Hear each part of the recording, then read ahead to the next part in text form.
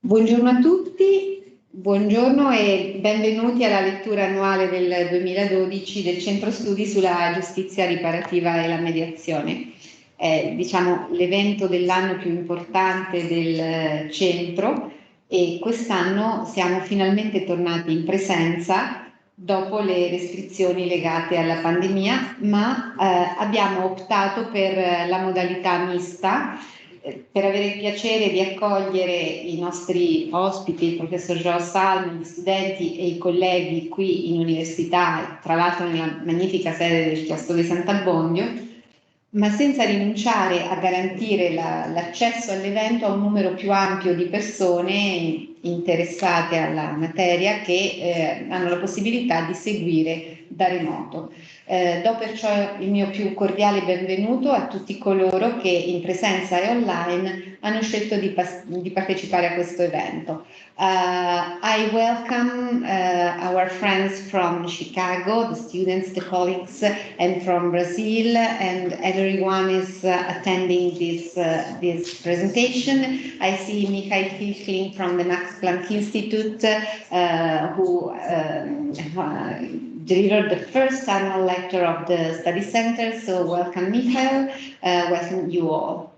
I will switch again on Italian. Noi siamo alla 7ª edizione delle letture annuali del centro, ogni anno con un ospite d'eccezione, e quest'anno la lettura sarà tenuta dal professor Joao Salm della Governor State University di Chicago, collega tra i più stimati e per me anche amico fraterno, nel senso che mi onora della sua amicizia, che saluto e ringrazio sentitamente anche a nome di tutti i componenti del Centro Studi per aver accettato il nostro invito. Ne siamo felici e onorati. Come ogni anno, la lettura viene preceduta da una mia breve introduzione che svolgo in qualità di direttore del Centro Studi e che serve a ricapitolare le attività del centro durante l'ultimo anno e anche il contesto in cui sono maturate. Al riguardo vorrei sottolineare che il nostro Paese in materia di giustizia riparativa sta assistendo ad una svolta epocale. Mi riferisco alla legge delega del 2021, 134, che si è tradotta in un decreto legislativo fondamentale per noi, il decreto legislativo 150 del 2022, il quale ha introdotto, insieme a una serie di riforme e di misure per migliorare l'efficienza del processo penale, anche la prima normativa organica in materia di giustizia riparativa per il nostro sistema. Due componenti del Centro Studi, il professor Marcolini ed io, hanno avuto l'onore di far parte dei gruppi di lavoro presso l'ufficio legislativo che hanno preparato i decreti attuativi della delega. Veniamo al contesto sovranazionale. Qui segnalo il lavoro portato avanti in seno al Comitato sui problemi della criminalità del Consiglio d'Europa, che segna un ulteriore passo avanti per la giustizia riparativa.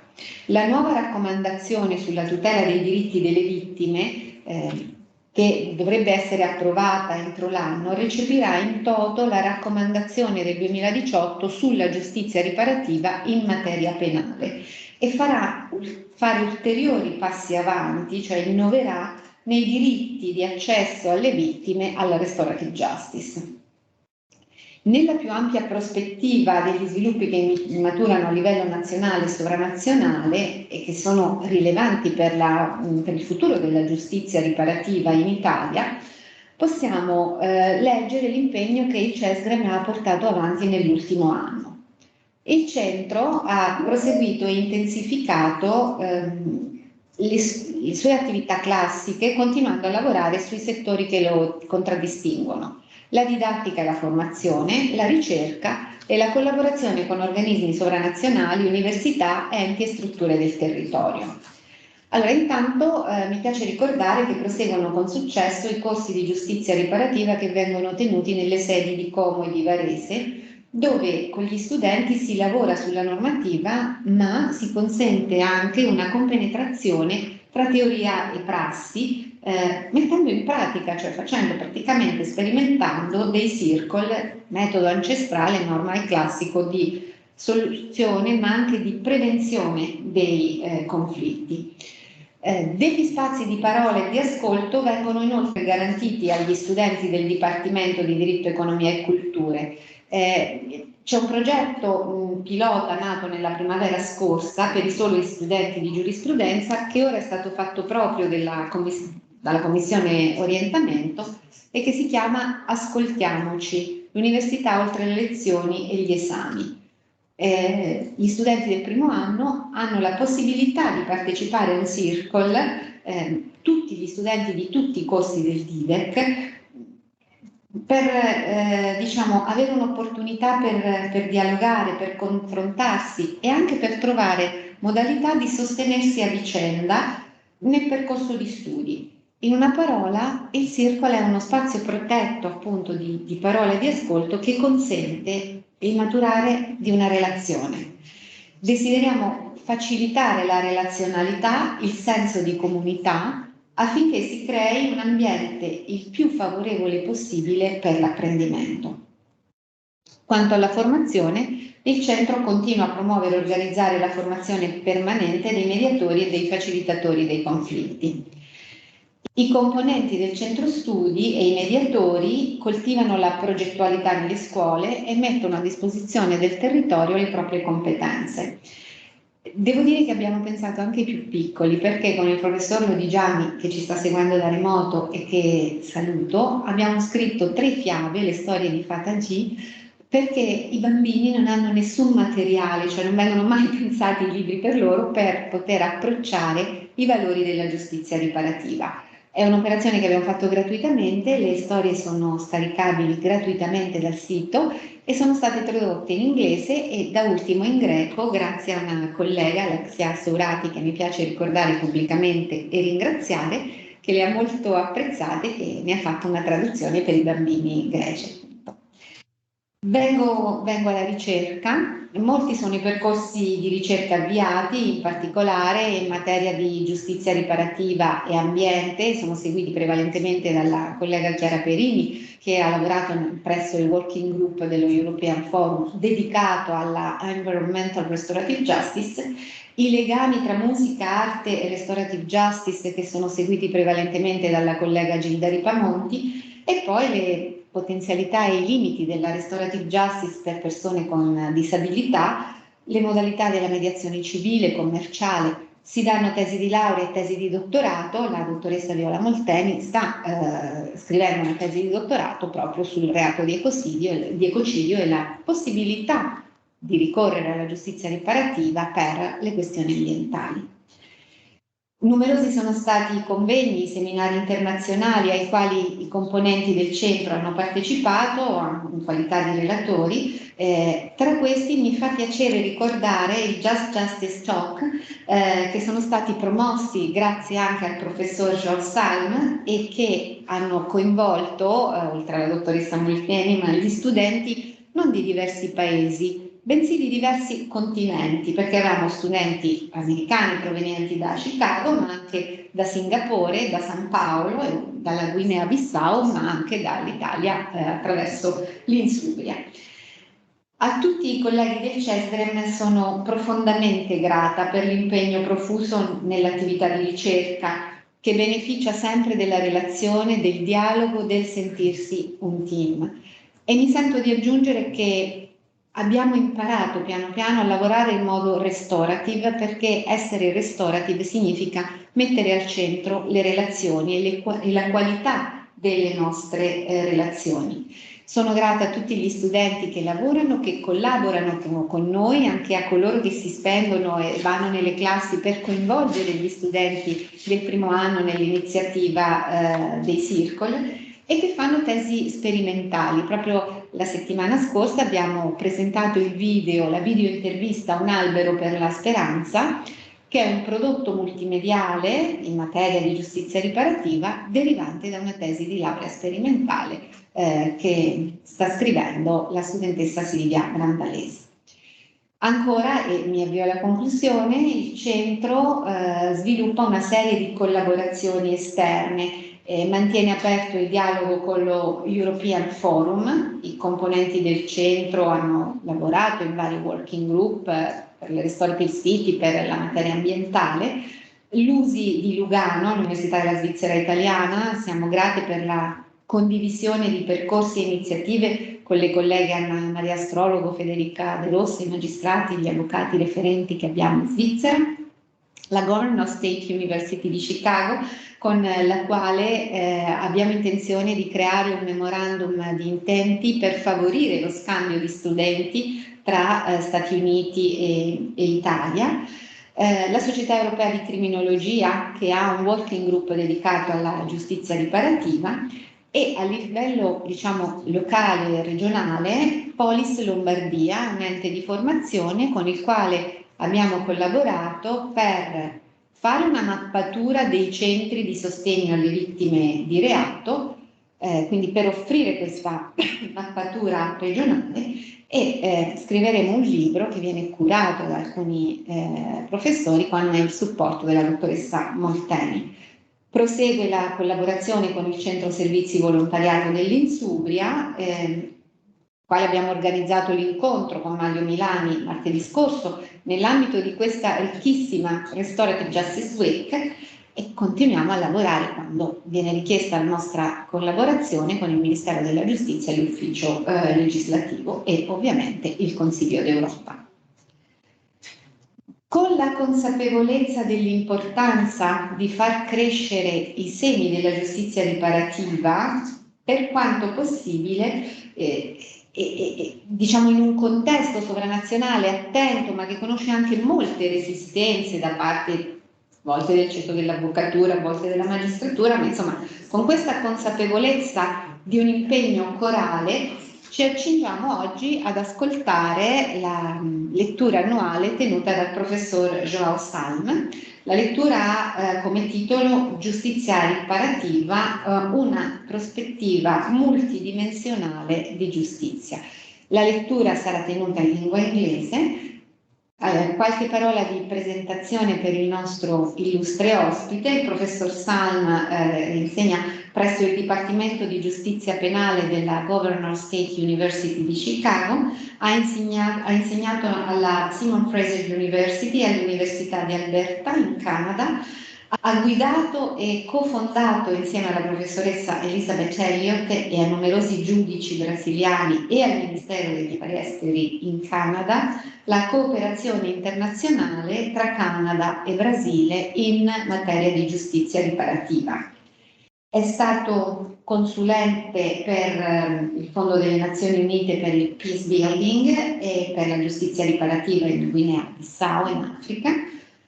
È diciamo, consulente nella Corte Suprema del Brasile e del Consiglio nazionale di giustizia del Brasile ed è autore di numerose pubblicazioni sia su aspetti fondativi della giustizia riparativa sia soprattutto sulle nuove frontiere della Restorative Justice.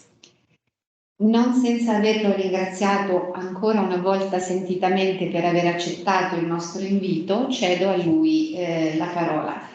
Professor Salm, thank you so much for coming. We are honored to have you here. I give you the floor. Thank you.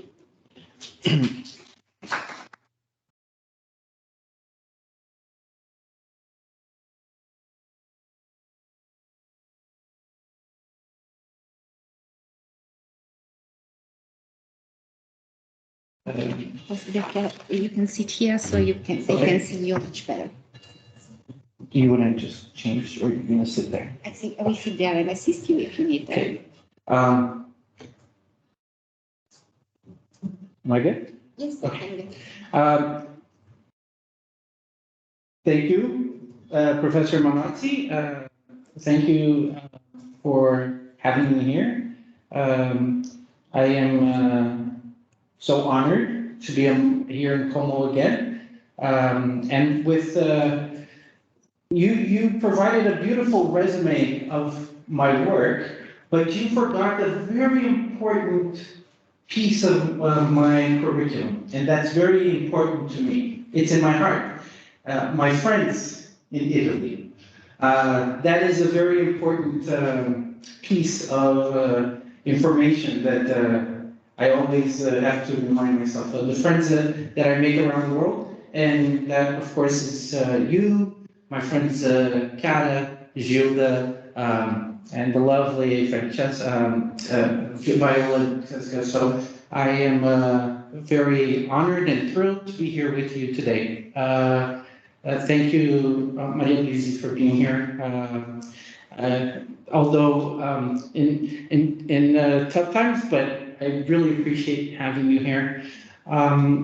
It is an honor, and I would like also to extend my gratitude to the University of Insubria, and to, of course, the university that I work for, Governor State University, President Green, and Dr. Sinisha, who is our dean, who have been so supportive of my work, both locally and internationally. I'm very grateful. I also would like to thank my students in Chicago for waking up at 4 o'clock in the morning to be listening to me talk about restorative justice again. Again. I would like to start my, before I forget, I also am always thrilled to have you and the other professors here at the University of Lectio and your graduate students being so gracious and supportive of my crazy ideas. For instance, Viola was hands-on when it came to GJT, and when we started working at the University of Social Sciences in Singapore, she was there and she was involved, and so again, I'm very grateful. Thank you so much. Thank you so much. I would like to start my presentation today trying to cause a conflict with my Italian friends. I would like to correct a misinformation. The birthplace of pizza is not Italy, but Chicago. You know that, right? You know that the birthplace of pizza is Chicago. Are you familiar with Chicago-style pizza?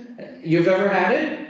That's the original pizza. So can we get that out of the way? Are we good with that? Yes. Okay. Yes. So I just wanted to get that out of the system. It's very important for us to get that sorted out. So what I'd like to share with you today is nothing new. I don't want to reinvent the wheel. It's nothing majestic or groundbreaking, because it is being talked about in the literature of restorative justice. It's nothing new. What I am going to try to do with you is think of perhaps how this other perspective on restorative justice might help us make restorative justice a little bit, although more difficult and complex to live and experience, more fully and more substantive in its core, in its essence. So bear with me if this becomes too complicated and too, ideal and complex. Please bear with me. So what I'd like to accomplish today is very ambitious, so I'll start by providing you all with an idea of what restorative justice is as an ideal type. try to, in a very superficial way, look at who is the human being that is part of the restorative justice movement and who is at the end of restorative justice practices, and who is involved in restorative justice. Who is this human being that fluctuates in restorative justice spaces and practices restorative justice and so on. And then I try to bring some of the literature of how that human being is portrayed or is being given the opportunity to be part of the dialogue around restorative justice. And then I, again, in a very superficial way, I talk about space and time very briefly. I had removed the slide, but then I started talking to a colleague from the Lakota tribe, Edward, called Brother. My brother Edward Valandra from the Lakota tribe in South Dakota, I believe he's in. And he was talking about space and time for his community. And I said, oh, I think I should put that back. So I put the slides on space and time back. But again, these are very complex ideas, very complex concepts. But I will try to make it, I will try to explain it the best way possible. And then I present a couple of slides showing what a one-dimensional perspective of restorative justice would look like versus a multi-dimensional perspective. Why is that relevant? And how do we move forward if we were to take into consideration a multi-dimensional approach to restorative justice? So in order to understand, this is my assumption, this is my premise, in order to understand and live restorative justice, it is necessary to have a multi-dimensional perception of life, who we are, our organizations, and a multi-dimensional approaches to implementing restorative justice. What does that look like? What the heck is that?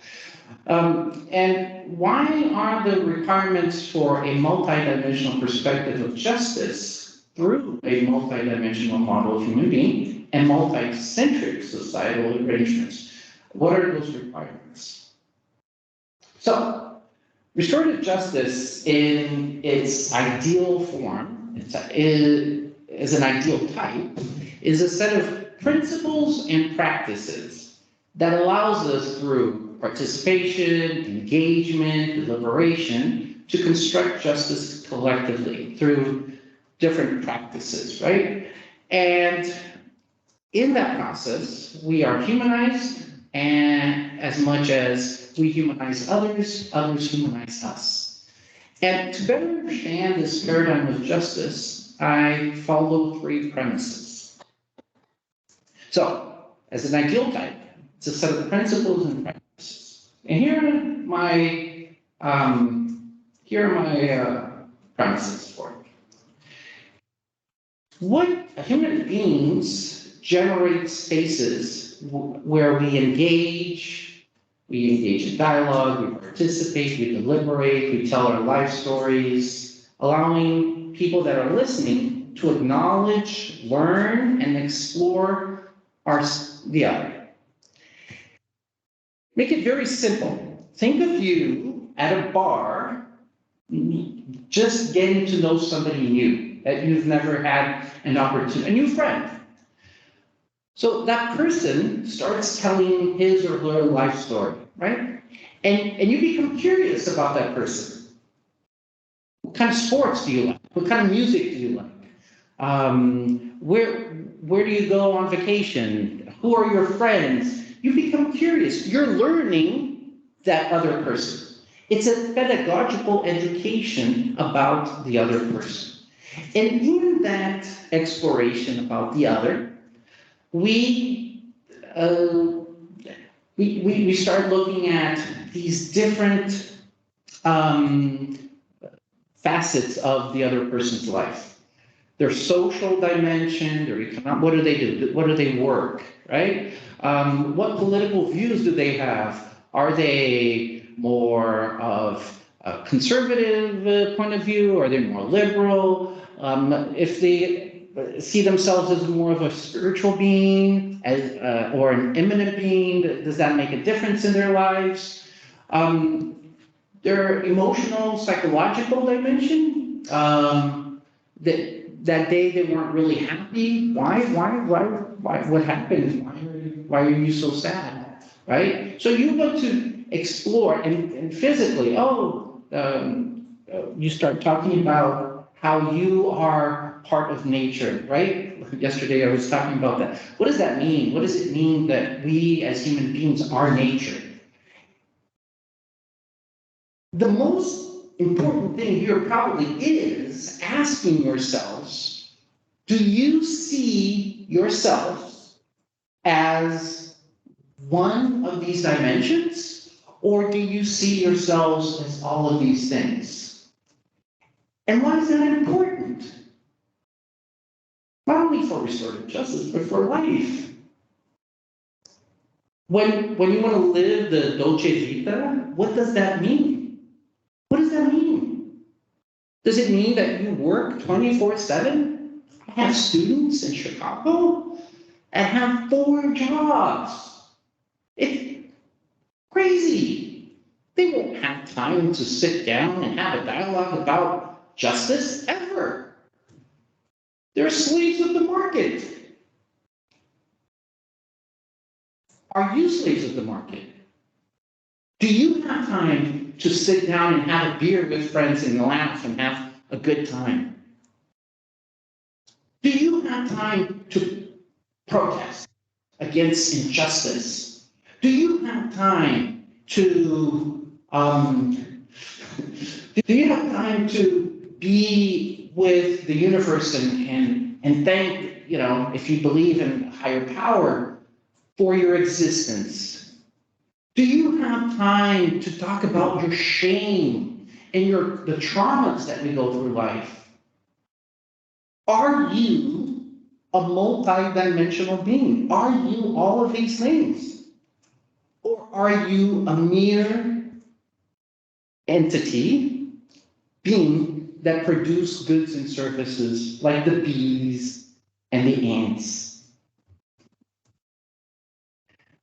And why is this important? Because it deepens the interconnectedness. Once we start this exploration about who we are, it deepens the interconnectedness with ourselves and nature and the cosmos. So the second premise is that I also understand restorative justice as a possibility for human associated life and an isonomic setting, meaning a setting of equals. A setting of equals. Where I am not anymore stimulus response only, but I am being reactive, right? I am reactive being. I react to an outside stimulus, or that I only work for I have a role in society and an organization and a bureaucracy, as a police officer, as a prosecutor, as a judge. Am I that role, that organizational role, or am I more than that? Or am I more than that? Am I a reactive being or a proactive being?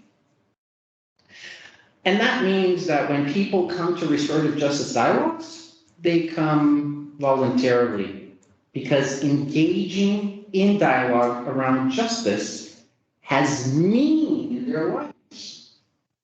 I see a lot of restorative justice happening in courts where they are determined by a coercive power, where the judge is telling them, you need to be part of this, or even suggesting, this might be a good idea for you.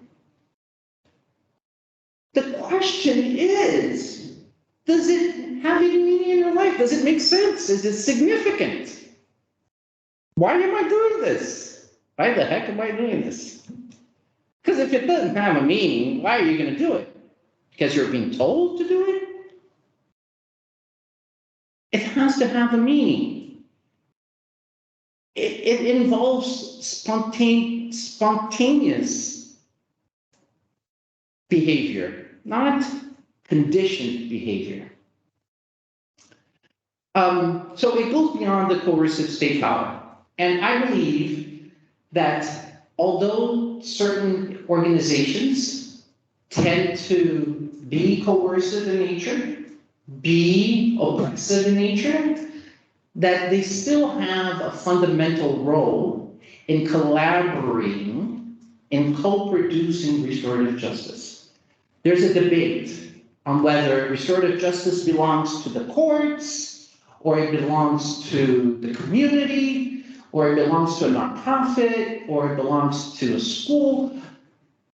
I feel that that is a debate that, to me, has really no deeper, it doesn't, I'm not really worried about that debate, because I feel that all organizations, because they represent different dimensions of our lives, have a role in playing in the implementation of restorative justice. And I call that co-produced restorative justice. Are you with me? Are you okay? Is this okay, guys? Okay, good. You're still thinking about the pizza, right? I'm telling you, Chicago. All right. The third premise is that restorative justice is founded in a good dose of value, relational, and instrumental rationality, where prescription, calculation in terms of end result is important. Maybe a resolution, finding a resolution to a conflict is important, but it is nothing if it's not embedded with a sense of shared responsibility, inclusion, idea of dialogue, participation, and how I am part of human associated life. So, principles of restorative justice. There are 5.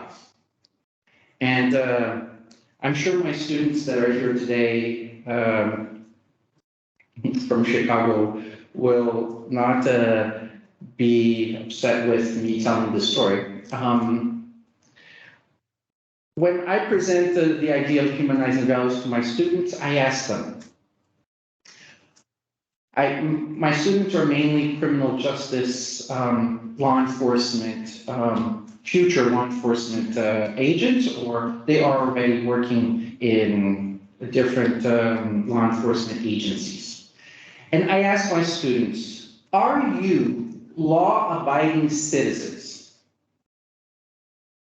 Do you follow the law? They, in a heartbeat, the answer is yes, of course. We all follow the law. We are law, we reinforce the law, we all know, we are law-abiding citizens. And then the second question I ask them is, but do you know all the laws of the United States of America?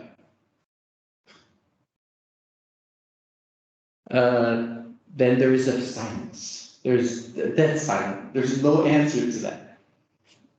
I ask you, future agents of the justice in Italy, do you guys know all the laws of Italy? So are you telling me that you don't carry your constitution and your penal code and your procedural code in your bags with you all the time? Are you serious? How do you know if you're not breaking the law? If you don't know all the laws of the land, and if you're not driving around, going to the supermarket, or coming to school, or going to church, or I don't know, wherever you go these days, with that extremely important reference of how to behave in the world, how do you know you're not breaking the law? If you don't know all the laws of the land, how do you know that? And then my students say, well, Professor Salm, maybe I'm not that law-abiding citizen after all. Maybe I've broken a few laws here and there. And more importantly, it's not, do you know the laws of the land? It is, if you're not using the law, maybe you are, you're law students, you kind of have to go over the penal code, the procedural penal code. You have to know many of the articles at least substantial to your work, right? You know this stuff maybe. But the ordinary citizen in Italy, do they have the same knowledge? Are they driven by these codes, by the Constitution of Italy? No. Is justice selective in that sense? Formal justice? That only a few people have the knowledge of the law? And if, the most important question is, if you're not guided by the law, the ordinary citizen of Italy is not guided by the law, what the heck are they using as a reference to determine their conduct? What are they using? What do you use when you go and you have an interaction with somebody you don't know? Probably respect. Yeah, go ahead. Yes, values. Respect, honesty, compassion, love, forgiveness are values. Values that humanize us. We also obviously carry our other values like greed, competitiveness, egoism, right? We have those. And they're very fertile in mass market driven societies. But most of the time, we want to believe that we have those humanizing values that guide us. So that's the first principle of restorative justice, that this form of justice is guided by humanizing values, values that humanize us as we humanize others. The second principle, and very important principle of restorative justice, is relationships. When I introduce myself, I don't introduce myself as Joao. I introduce myself as the son of Rose and Joseph, brothers of Adrian, Vanessa, Joseph Jr., friends of Gilda, Chiara, and Grazia, Francesca, Viola. I am I plus my relationships. I am not Joao. I am I plus my relationships. Now, think about that. Think about you introducing you as you plus your relationships. That's crazy. Like, okay, I'm Gilda, the daughter of. Try that. Think about it. Think about it. We don't see ourselves as a web of life. We see ourselves as individuals. And that's cool because we are individuals. But at the same time, we have this, we're also part of this web. And for restorative justice, that idea of I and I plus my relationships it's vital. If you want to understand restorative justice, you need to understand that you are a bunch of relationships.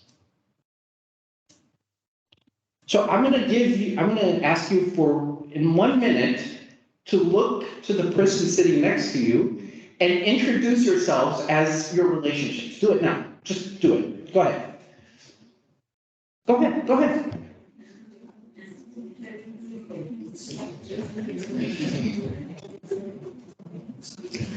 Hi.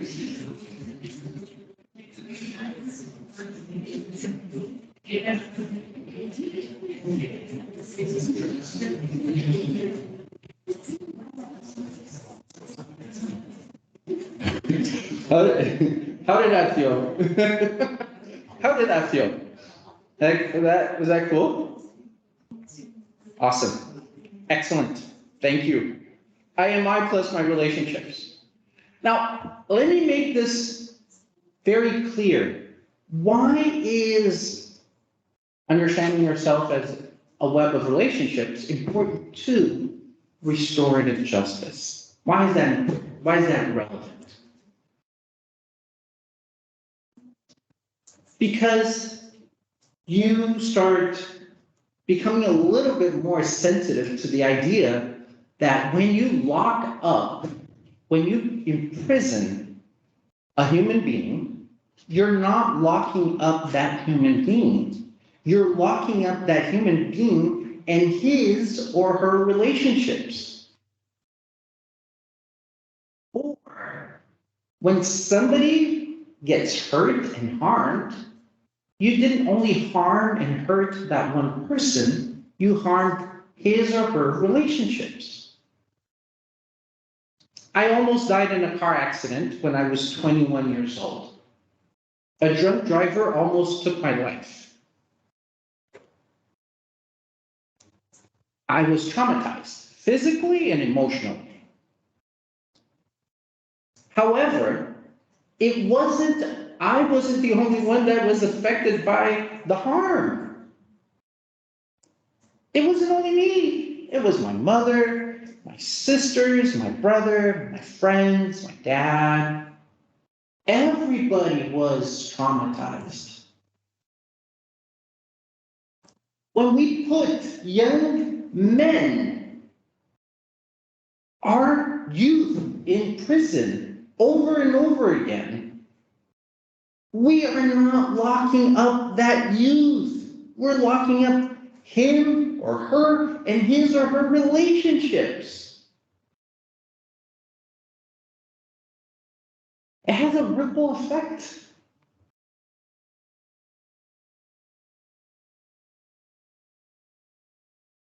Does that make sense?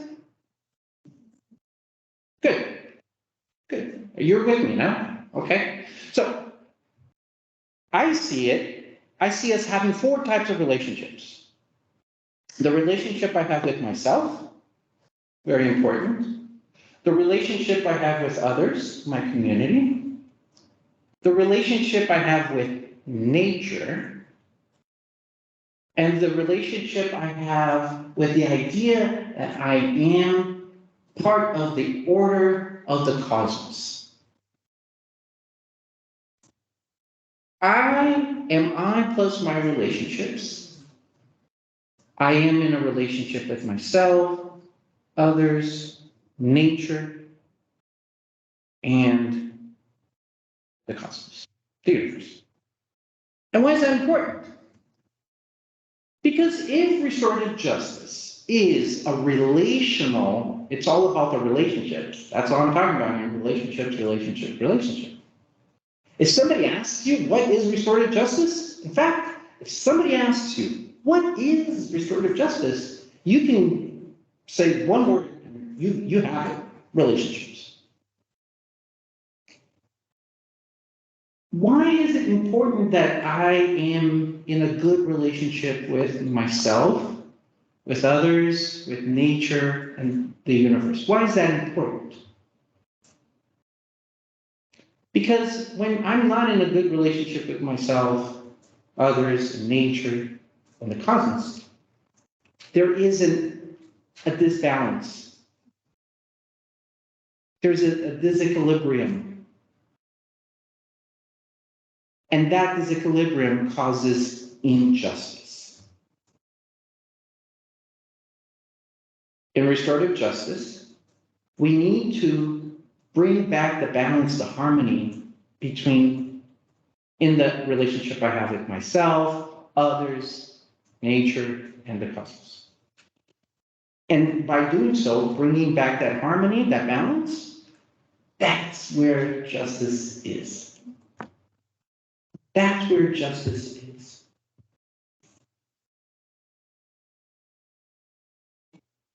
But let me make it a little bit more complicated. It's not only the relationship I have with myself, others, the relationship I have with nature and the cosmos, it's also intergenerational. It's not the relationship I have with Chiara right here, right now. It is the relationship I have with past generations. How are you related to your grandparents? How are you related to your great-great-grandparents? How much of the trauma that they experienced is passed on to you? How do you carry that trauma? How do you carry that shame? It is not only about the present, but it's also about the future.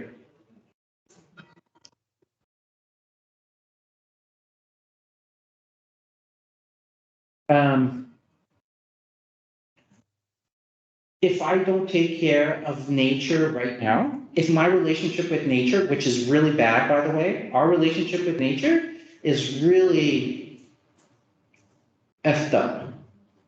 See, in Chicago, when I give these classes, I can say bad words, but now I understand I can't. But it's not a really good relationship right now. Our relationship with nature is totally neglected. We are being very omissive.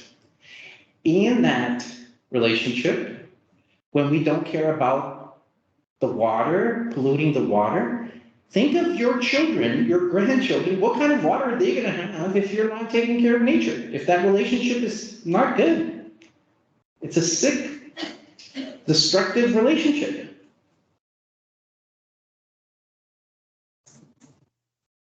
So relationships are not only about here and now, or with the other. Relationships are about the past, present, future, myself, others, nature, and others. Are you with me still? Are you okay? Is this good? Cool? Okay, good. So, we have a third principle, which is called responsibility.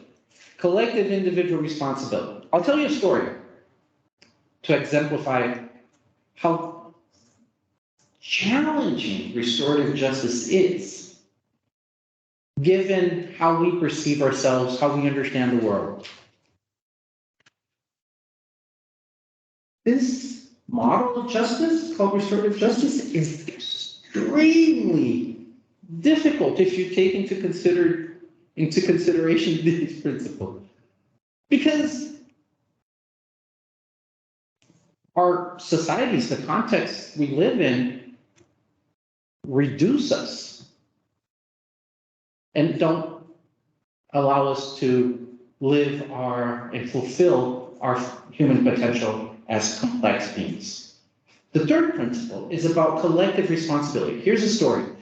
There was this young man from Manitoba in Canada who was sentenced he committed a harm and he was sentenced. And during that sentencing hearing, the judge gave him a few years in prison. And his community, his family, friends, his community were present in that sentencing hearing. And after the judge gave him some time in prison, the leader of that community and his community came to the judge and said, "Your Honor, we would like to ask you for a word." "Sure, how can I help you?" And the leader of the community said, "Your Honor, we as a community would like to take turns doing this young man's time in prison."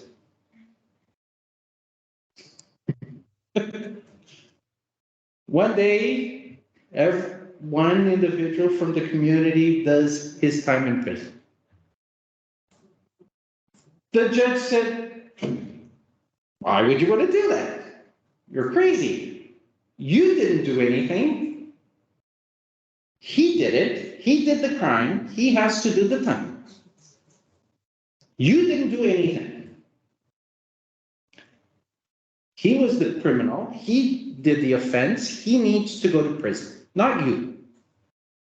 And then the leader of the community explained. You see, Your Honor, in our community, when we do something good, we all rejoice. We are all happy. We all think that we contributed to that one good thing. But when one of us does something bad, we mess up, we feel that we were remissive or negligent, and we all need to take responsibility for what happened. Not only that individual, but him and his relationships. Of course, if in restorative justice, I am I plus my relationships, it only makes sense that responsibility is about me and my relationships. Now think about that. I have a brother, Joseph, and I think, well, if Joseph did something wrong, if he committed a crime and he was sentenced to prison, I wouldn't say, Your Honor, Judge, I would like to take turns doing my brother's time in prison. That's ridiculous. Why would I want to do that?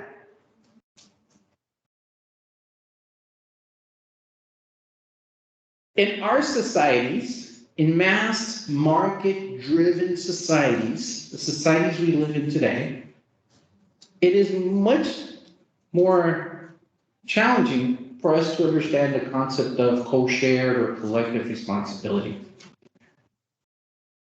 I don't know if it's even possible. Is it possible? Because I love my brother. Sometimes he's a pain in the butt, but I love my brother.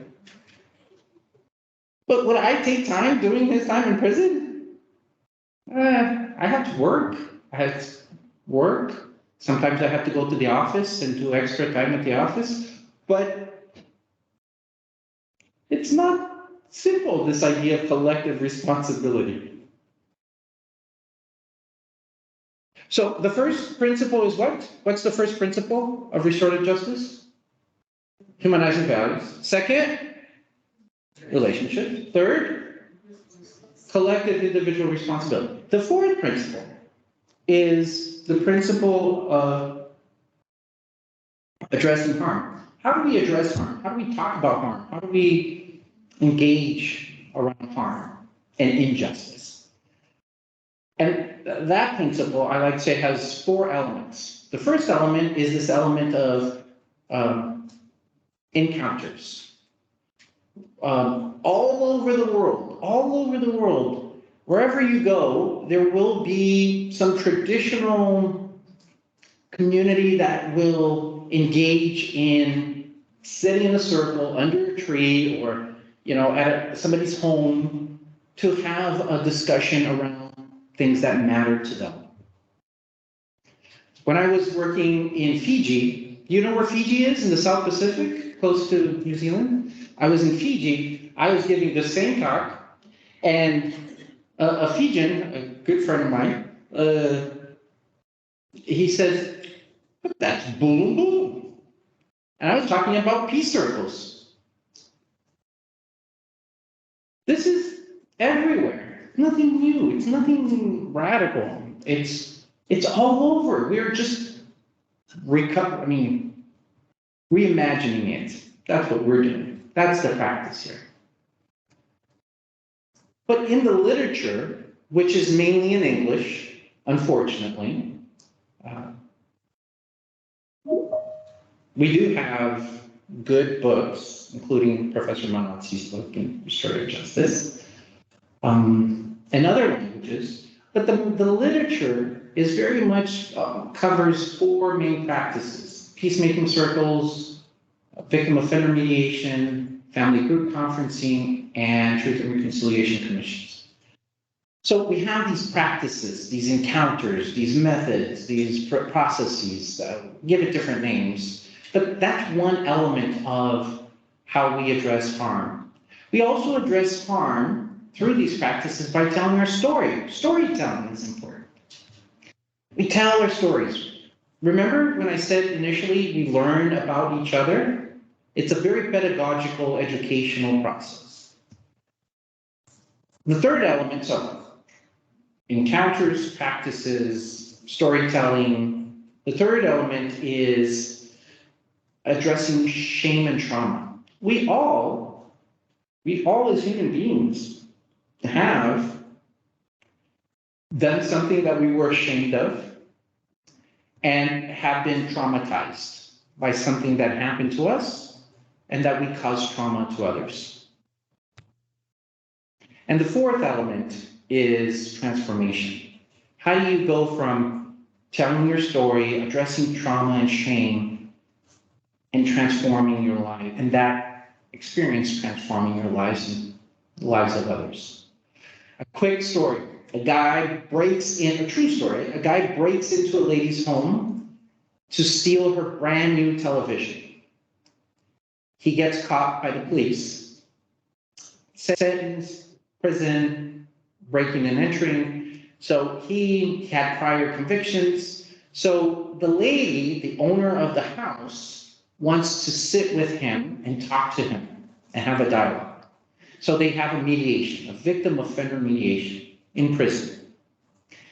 And she asks, why did you do this? And he said, well, because I wanted to it's the holidays, I wanted to buy shoes for my children. I don't have a job, so I broke in, I stole your TV. I wanted to steal your TV to resell it, make the money and buy Nikes for Christmas for my children.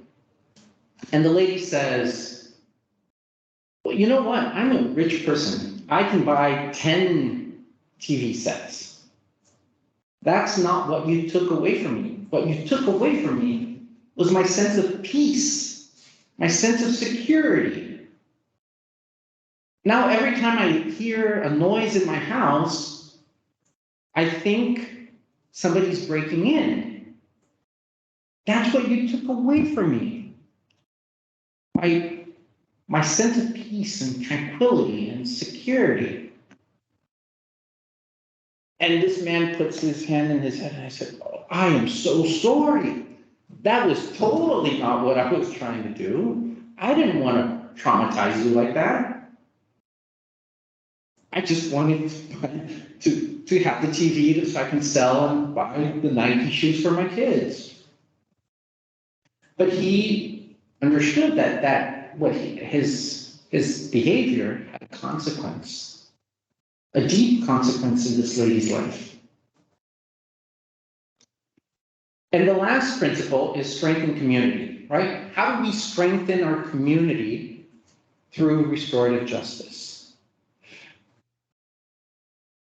The more I know the other, the less the other becomes threatening to me. Generally. Maybe we shouldn't be building more walls. We should be having more peace circles and dialogues. Walls separate us. There's this African-American young man in the United States. He has a nonprofit organization. It's called I Talk to Strangers. I Talk to Strangers. Yesterday, I was walking along the lake and I talked to 3 African immigrants. I stopped there and I talked to them. And I wanted to know who they were, why they were here, what were their challenges, did they speak Italian already?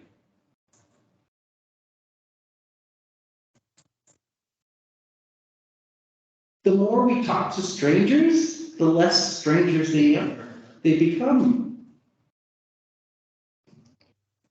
And less threatening they become.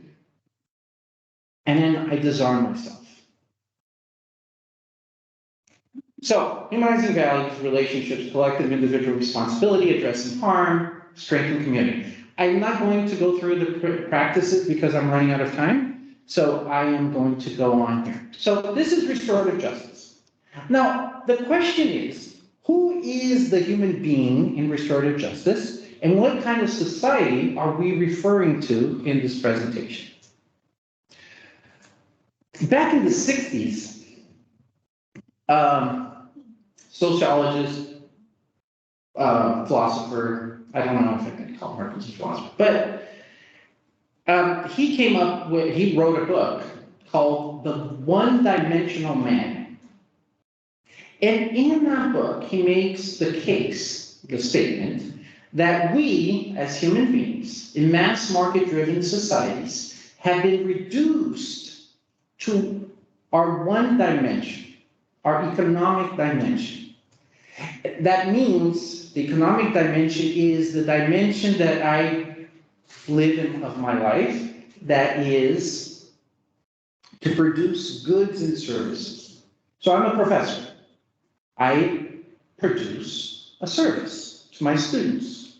Some of them may think not so good service, but I produce a service. I provide them with a service. You are going to become a lawyer, maybe a prosecutor, maybe a judge. Some of you are judges, some of you are lawyers. You will provide a service. A person in the factory who builds a Fiat car is producing a good, a car. That is who we are. That is our economic dimension. And Marcuse is saying that we have been reduced to our one dimension, that only dimension. We are what we produce. We are our work. Grazie mentioned all of my work, and then I said to her, no, grazie, but you forgot something very important, our friendship. Ah, that's another dimension. So in the 80s, a Brazilian Afro descent sociologist, philosopher by the name of Ramos, Alberto Guerrero Ramos, said, yeah, Marcuse is right. But how can we establish organizations, in his book, The New Science of Organizations, how can we establish organizations that don't get rid of the economic dimension, but include all other dimensions to our life experience, which already exists, right? We love to hang out at the bar with our friends and go to the movies or watch football together, right? And play basketball together, go to a concert together, right? We like to go to dinner and hang out and drink good wine and have good laughters. We're social beings. We protest, we vote, in our community, when somebody needs help, we organize ourselves to help that one person. When there's a disaster, like hurricanes in the south of the United States, our communities come together, we organize ourselves to make a stance to when we see injustice, we stand up. Right now, there is a World Cup happening in Qatar, and there is so much hatred in this world against gay people, LGBTQ people. In the United States, we had a shooting this past weekend in Colorado, where a guy came in and shot people because they were transgender. We need to stand up against hate. That's not who we are as human beings. That's being political. When we see hatred happening against immigrants, against LGBTQ people, against women, we have to stand up and say, that is not justice. We are political beings. Some of us are spiritual beings. Billions of us are spiritual beings. We believe in a higher power. We believe in transcendence. We're psychological beings. We experience trauma and shame and healing in our lives. Emotional, right? When our boyfriends do something bad, we're not happy about it, right? And when our girlfriends start flirting with other guys, we'll be like, no, that's not. We get mad, we get angry. So we're emotional beings. And we are physical beings, right? We are body, we are matter. Did you guys know that you and I learned this from Philip and Harry, our professors who are lecturing here today, or who passed on a lot of what I am saying here today to many people that I've picked up from. Did you know that you and I are 80% water? Our body is made out of water. Did you know that? You knew that? Well, you're a smart guy. Water. And we're nature, and nature is us. When we die, we will be food for worms. We will be nature. Nature is us. I am in a relationship with my good friend, Giuda, as much as I am in a relationship with the tree, the cedar tree in front of my building. Sometimes I go and hug it. I know, I'm crazy. But I have a relationship with the tree in front of my building. And the fish, and the water, and the animals. That relationship is important. It's vital to understanding justice. You want to do justice in the world? Plant a tree. That's justice.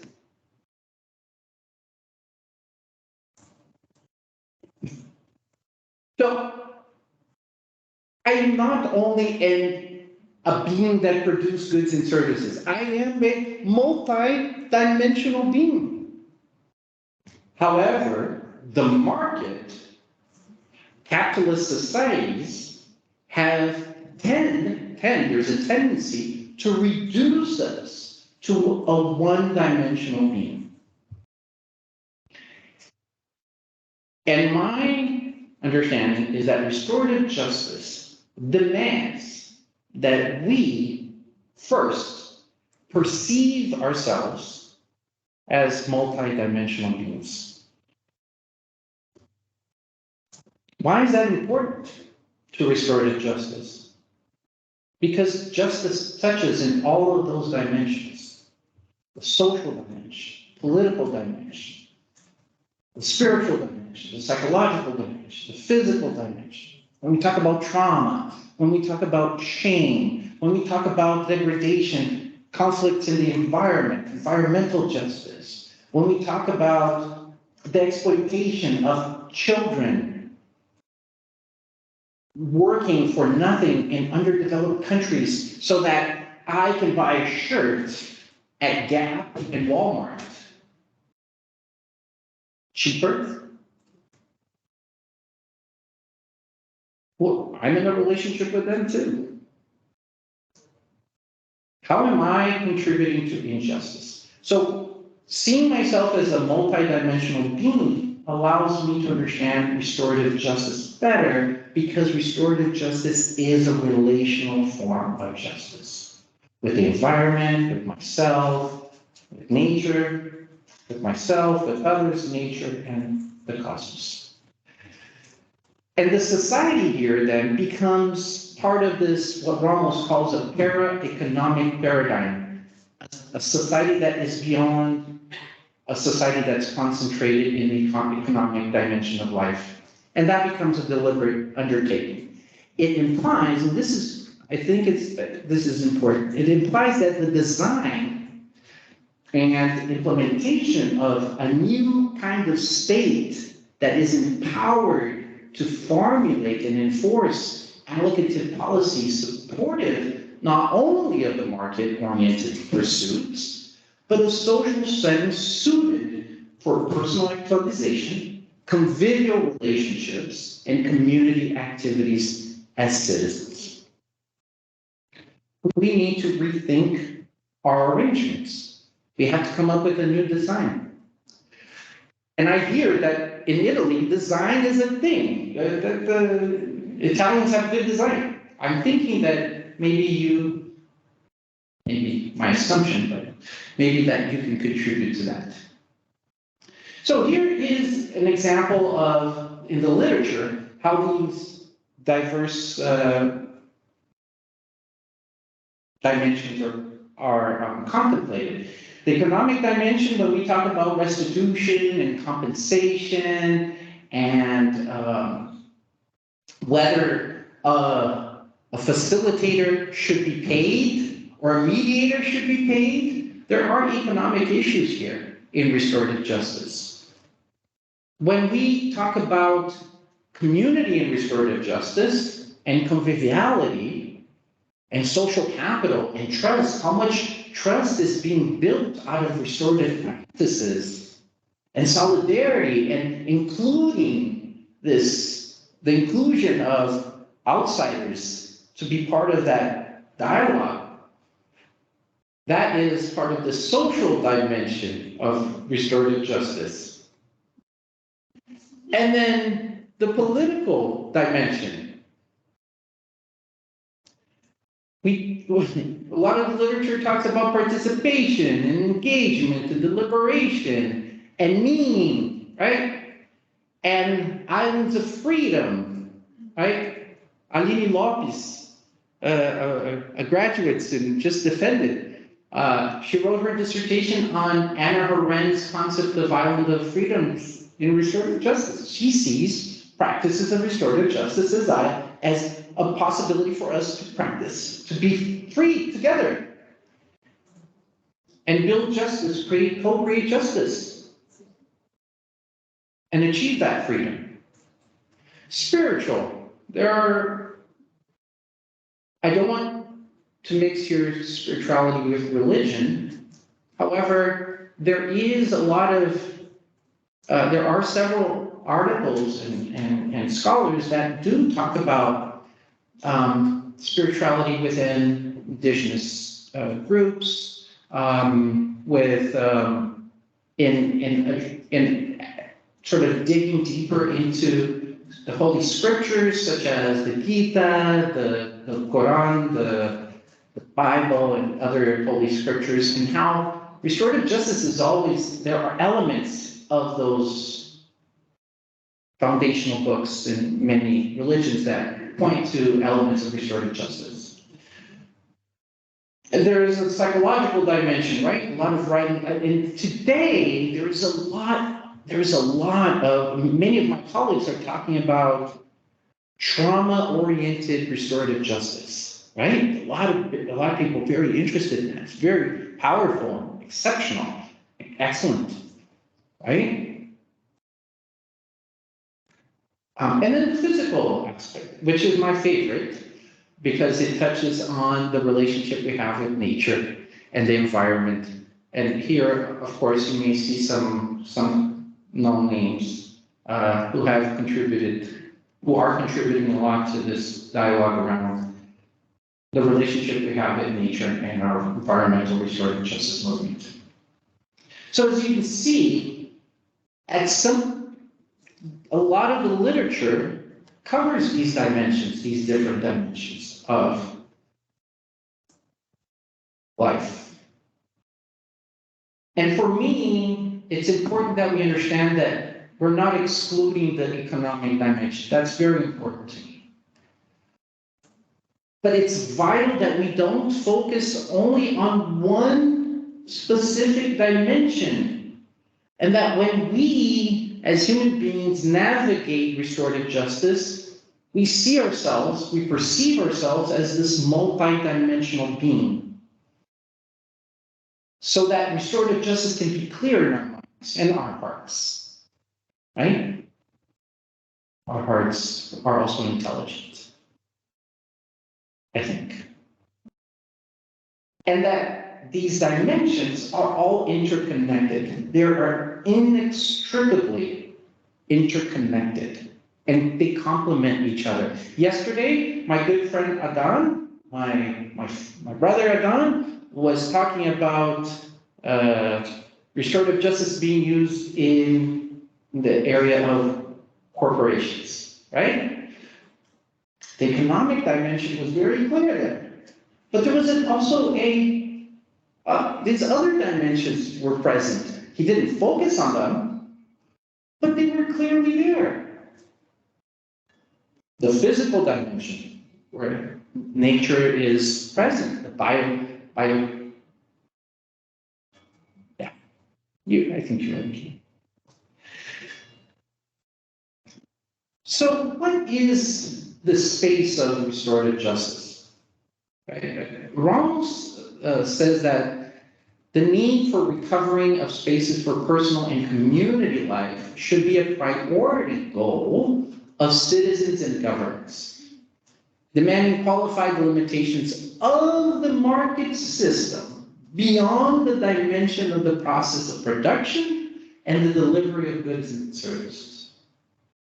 So restorative justice and its practices is the limiting, and in some ways, that unidimensionalization of humanity. That's why it's so important. It allows us to live beyond the economic dimension, producing goods and services.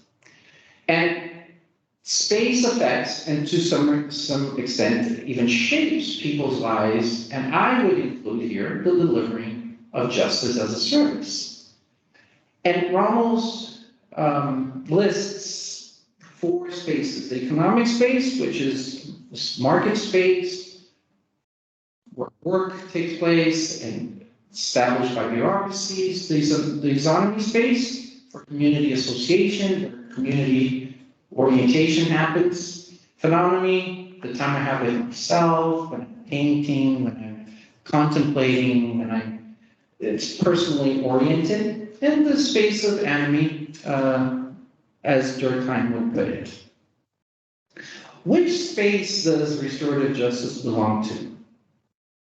What is the space of restorative justice? I'm almost done, guys, I promise. Also an important concept, time is a dimension of social systems. We have chronological time and convivial time. Chronological time, compartmentalized in this time, human schedule, one thing at a time. I don't follow this very well because I'm multitasking all the time, but normally people are doing one thing at a time. And there's convivial time. Did you ever go to a bar or to hang out with your friends and it's like 2 o'clock and then you turn the watch and you're there hanging out with your friend, laughing, having a good time, and you turn to your watch and you said, it's 5 o'clock. And my God, time went by so fast. Convivial time. It's having the pleasure of being with the other for being with the other. That's convivial time. There is a French philosopher, Edgar Morin.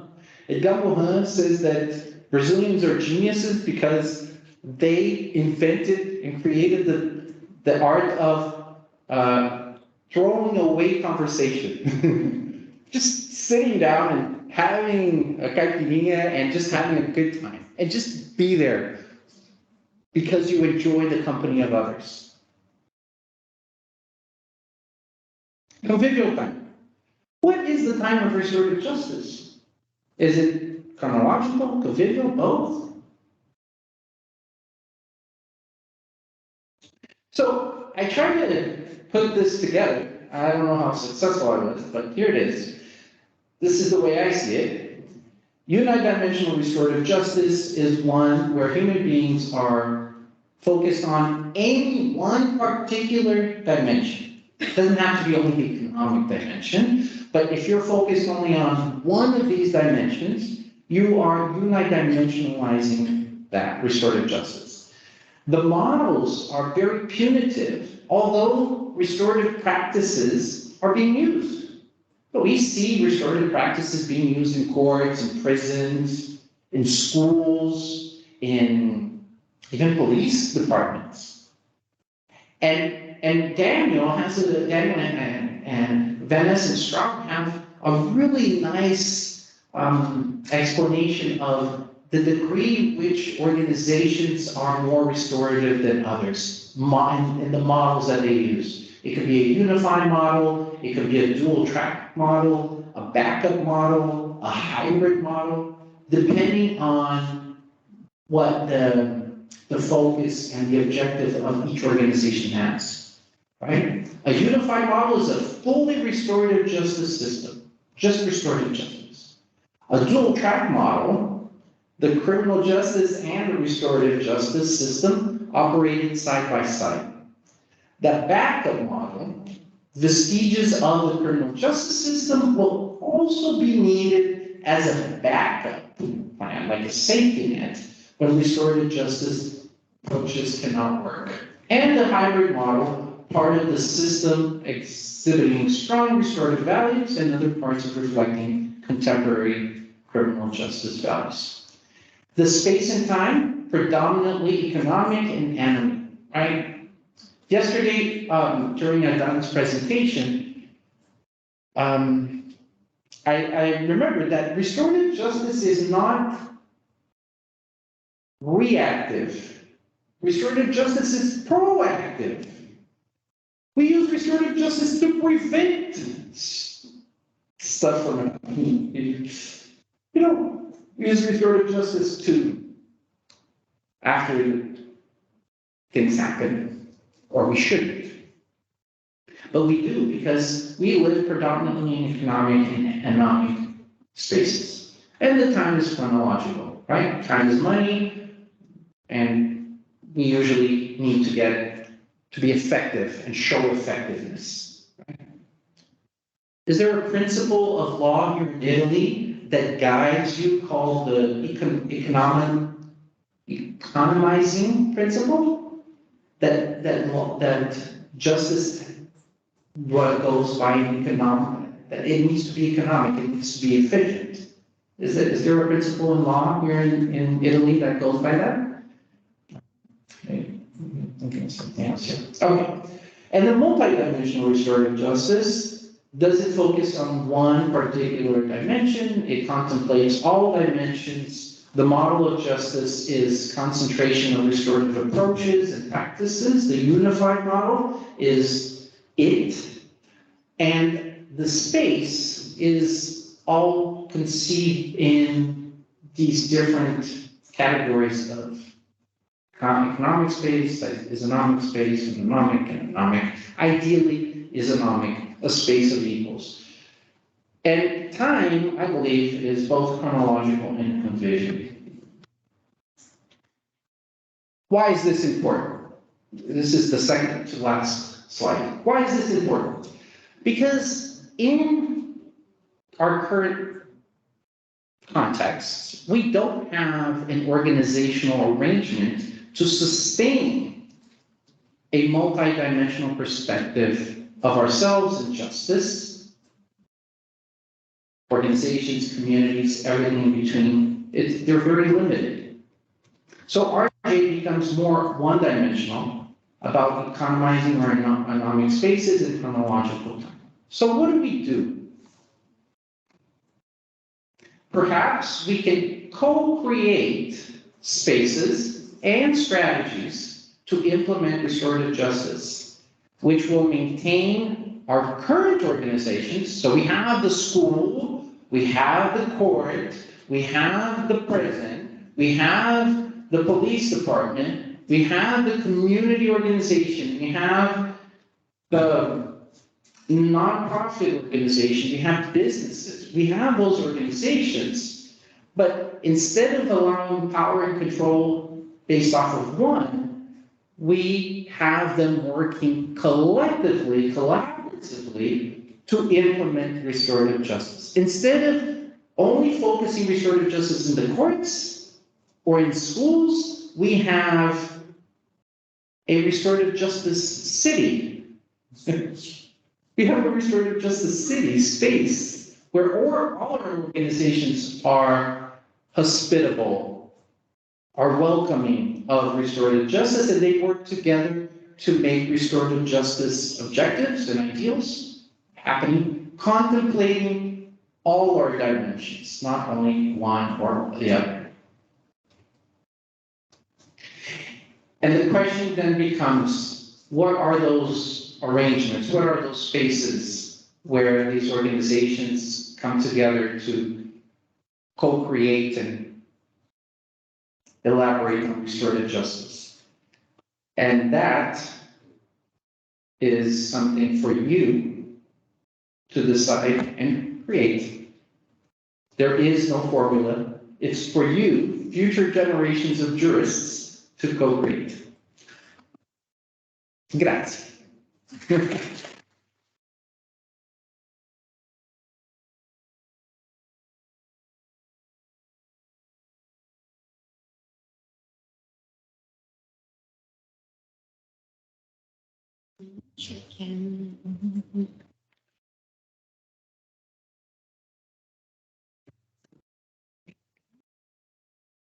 Can see your guests. Professor Salm, thank you so much for this extraordinary presentation, because I felt we have moved from the level of law to the noble level of ethics and values. And this jump is absolutely necessary when we speak about restorative justice. Thank you so much for the patience you used in speaking to students, to our kind guests from abroad. And given that this is a Lectio magistralis, it doesn't allow proper time for debate, but in consideration we have our friends from Brazil and United States, I kindly ask them, do you have any reflection, remarks, any question you would like to share with us? As possible, you can do that.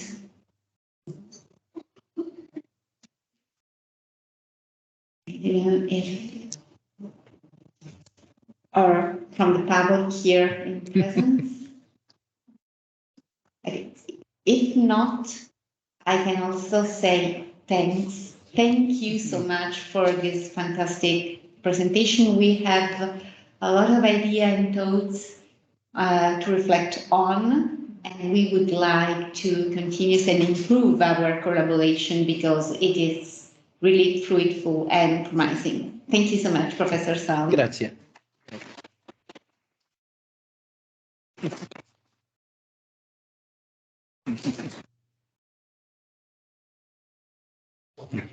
Interrompo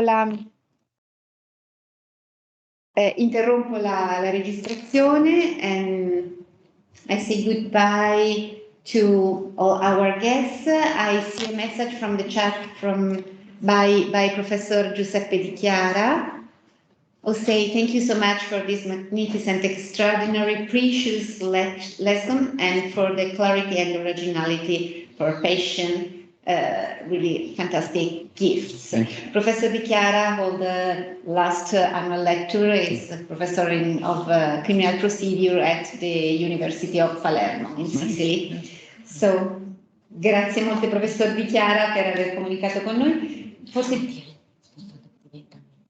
Sì, certo. E Gilda, vuoi aggiungere personalmente questo? Mi farebbe molto piacere. Vieni, sei qua? Perché abbiamo una comunicazione ulteriore per il professor Salm. Sì, volevamo solo ricordare che, come abbiamo sempre fatto in questi anni, to speak in English. Sorry. Every year we do the annual lecture, and the person that granted us this occasion is becoming a part of our Center of Research. Oh, thank you. Thank you. I feel honored. Yes, the scientific committees agree, of course, with this and is honored if you can accept. Yes. Oh, this. yes. Okay. Yes, I accept. Thank you. Thank you. Thank you, everyone. And see you next year with the annual lecture 2023. Bye-bye.